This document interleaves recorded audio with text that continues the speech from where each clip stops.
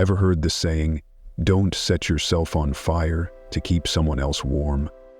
It's a powerful reminder, connected to ancient Stoic wisdom, about the importance of balancing kindness with self-care. Yet, in today's rush to be seen as good, to always be the one who gives, many have twisted the noble act of kindness into a self-destructive habit. We are often told to go above and beyond, to push our limits for the sake of others. But at what cost? The truth is, too much kindness, when it drains your own resources, energy, and well-being, is not a virtue, but a path to ruin. Many have lost their way, giving so much of themselves that they're left feeling empty, unappreciated, and burned out. It's a modern-day tragedy where the best of intentions lead to the worst of outcomes. Stoicism shows us another way, a way to be generous without losing oneself, a way to be kind, but also kind to oneself. It teaches us the art of balanced generosity, ensuring our actions enrich others' lives while also safeguarding our own well-being. In this video, we'll unveil how Stoic principles can help you set healthy boundaries so your kindness becomes a source of strength, not depletion. We'll explore how to give without losing, love without hurting, and be there for others without disappearing from our own lives. Stay with us as we navigate the fine line between generosity and self-preservation, guided by the wisdom of Stoicism. 1. Don't set yourself on fire to warm others. Too much kindness can become a trap, one that Marcus Aurelius, a wise Stoic philosopher, would caution us against. Imagine yourself as someone who always rushes to help others, never saying no. It's like giving out pieces of yourself until there's nothing left. You become the person who's always there for others, but when you look around, you find yourself standing alone in your time of need. It's not just about being kind, it's about being kind to yourself as well. Marcus would remind us that our first duty is to our own well-being. Without it, we can't genuinely be there for others. Consider the story of two neighboring gardeners, one who meticulously cared for their own garden, and another who, despite having their own plot, frequently tended to everyone else's gardens. The diligent gardener, understanding the importance of self-care, nurtured their garden with the right balance of attention and resources, resulting in a vibrant and flourishing space. This gardener's plot was not only a source of personal joy, but also provided surplus produce to share with neighbors. On the other hand, the disproportionately giving gardener spent so much time and effort on others' gardens that their own plot became neglected. Without proper care, their garden wilted and the yields were meager. In their quest to be helpful, they overlooked their own needs, leaving their garden, and metaphorically, themselves depleted. Let this be a reminder to reflect before diving headfirst into helping others. Ask yourself, is this help sustainable? Am I preserving my well-being? The ancient Stoics would encourage us to practice Stoicism by setting healthy boundaries and ensuring that, in our quest to be kind, we do not forget to be kind to ourselves. After all, you can't pour from an empty cup. In Stoicism, the aim is to maintain your inner peace and integrity while contributing positively to the lives of others, ensuring a balanced and fulfilling life for both you and those you wish to help. 2.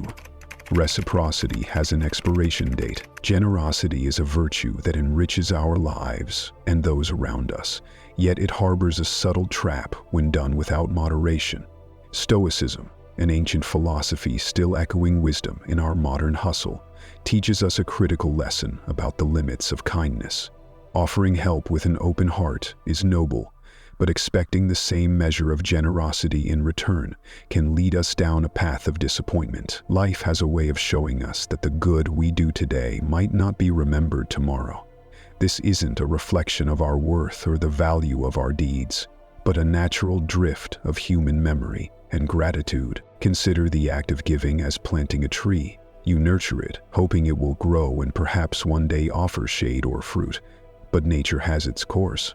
Storms, droughts, and seasons change. Similarly, when we extend kindness, we must detach from the expectation of a direct return. The Stoics, particularly Epictetus, advise us to focus on our actions, not their outcomes. Some things are within our control, and some things are not, he stated, reminding us that the joy of giving should come from the act itself, not from the anticipation of repayment. Embracing this mindset shields us from the sting of unmet expectations. It teaches us emotional resilience, allowing us to continue being kind and generous without feeling depleted or taken advantage of. This doesn't mean we should harden our hearts, but rather that we should find balance. Recognize the impact of your kindness as a reflection of your character, not a transaction. By doing so, we not only protect our peace of mind, but also cultivate a form of generosity that is pure, self-sustaining, and genuinely fulfilling. This Stoic principle encourages us to give freely but wisely, ensuring our kindness enriches us, regardless of how the world responds. In your daily interactions, how can you apply the principle of giving without expectation? Think about a specific scenario where you can offer kindness or support without seeking anything in return. Consider the practical steps you might take to ensure your generosity remains a source of personal fulfillment rather than depletion. 3. Received requests have no limits. Reflecting on history, it's fascinating to observe the extreme services royalty demanded, from dressing to personal hygiene, all performed by attendants. Fast forward to today, and it's clear that people still have expectations of us, often asking for favors they could easily handle themselves.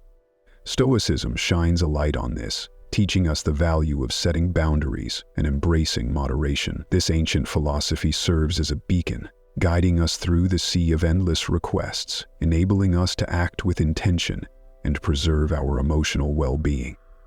It isn't about denying help, but about finding balance, ensuring we don't lose ourselves while supporting others. Take, for instance, the poignant tale of a mother and her adult daughter in a quaint town. The mother, out of love, cared for her daughter to the point of preventing her from embracing her responsibilities. This dynamic continued until the mother's untimely demise, which surprisingly catalyzed the daughter's independence. This story underlines a crucial lesson. While our intentions may be pure, excessive support can inadvertently stifle growth. Marcus Aurelius, the Stoic emperor, encapsulated this wisdom in his meditation. A man's job is to stand upright, not to be kept upright by others. This insight urges us to encourage self-reliance, fostering a balance that benefits everyone involved. Seneca, with his profound insights into human connections, observed, "He who begins to be your friend because of the benefit will also cease because of the benefit." This serves as a powerful reminder to nurture relationships based on genuine connections rather than transactional interactions. True friendship and support should not hinge on what we can offer, but on mutual respect and understanding. Stoicism teaches us to value ourselves not for what we can give, but for who we are, cultivating self-esteem and authentic connections. Stoicism empowers us to embrace moderation, setting boundaries to protect our well-being while still extending genuine support to others. By prioritizing our responsibilities and honoring our needs, we not only preserve our authenticity, but also engage in more meaningful acts of generosity. This balanced approach to life and relationships ensures that we remain true to ourselves and our values, leading a life of virtue and fulfillment. As we navigate the demands of modern life, let us remember that being mindful of our own needs is not selfishness, but a necessary act of self-care. 4. Being seen and treated as fragile. Stoicism teaches us a powerful lesson about inner resilience and self-command. It's about building a fortress within, honing the art of self-restraint, and drawing clear lines in the sand that define our personal space. Over time, constantly bending over backward for others can ironically lead to being perceived as weak. Without firm boundaries, we become exposed, easily exploited by those who see our generosity not as a strength, but as an opening to take advantage of. This cycle of overextension and exploitation drains us, leaving us feeling undervalued and overburdened. Yet the moment we start to assertively say no, a shift occurs. We're no longer the go-to for every request or demand. This assertiveness broadcasts a newfound respect for ourselves, signaling to others that we value our time and energy, warranting their respect in return. Cicero, the luminary in Stoic philosophy, encapsulated this when he asserted, "What you think of yourself is much more important than what others think of you. By setting boundaries and exercising self-discipline, we not only protect our mental and emotional well-being, but also command respect from those around us. Remember, the power of no is transformative. It's a declaration of self-worth and a testament to the respect you demand from the world. Embrace this mantra and watch as it reshapes the dynamics of your relationships, fostering mutual respect grounded in dignity and self-value. However, embodying this change isn't without its challenges. Being universally available often attracts those seeking aid, sidelining you when the time for celebration comes. It's a harsh reality where your open-heartedness might lead to exclusion from moments of joy, confined to the role of the helper, absent in times of leisure. This realization, though bitter, serves as a litmus test for discerning genuine connections from opportunistic ones. It's an exercise in recognizing the true value of relationships, encouraging a mindful approach to whom we offer our time and energy. Did you know that the practice of setting boundaries, a core principle of not only improves our personal well-being, but also enhances the quality of our relationships? It's a curious but true aspect of human psychology. When we respect ourselves enough to say no, we often gain the respect of others. This paradoxical effect highlights the transformative power of self-respect and the importance of discernment in our connections. By embracing wisdom, we not only protect ourselves from burnout, but also cultivate relationships that are truly enriching and reciprocal. If you have learned anything of value so far, leave a thumbs up to show your support. Now, let's discuss strategies to avoid being used by others and to avoid the dangers of too much kindness. First strategy: eliminate the fear of saying no. Reflect deeply on why the word no often feels so heavy, tracing its weight back to early lessons that equated niceness with acceptance. Such lessons, deeply ingrained during our formative years, come laced with a fear of rejection, shaping a belief system that equates our worth with perpetual accommodation. Yet the philosophy of Stoicism invites us to challenge and reject these ingrained notions, advocating for a life of deliberate choice rather than one led by the undercurrents of past conditioning. As adults, we wield the autonomy to redefine our interactions, recognizing that the fears instilled in us as children no longer hold sway. Through the lens of Stoicism, we're equipped with the mental tools to analyze our emotions, allowing us to respond to life's demands with thoughtfulness rather than being puppeteered by past habits. Asserting boundaries by saying no, especially when requests encroach upon our well-being or sense of fairness, becomes not just an act of defiance against outdated fears, but a profound exercise in self-respect and autonomy. However, it's crucial to balance our newfound assertiveness with empathy and emotional intelligence. Stoicism doesn't merely advocate for self-interest or isolation, but stresses the importance of contributing positively to our community and the lives of those around us.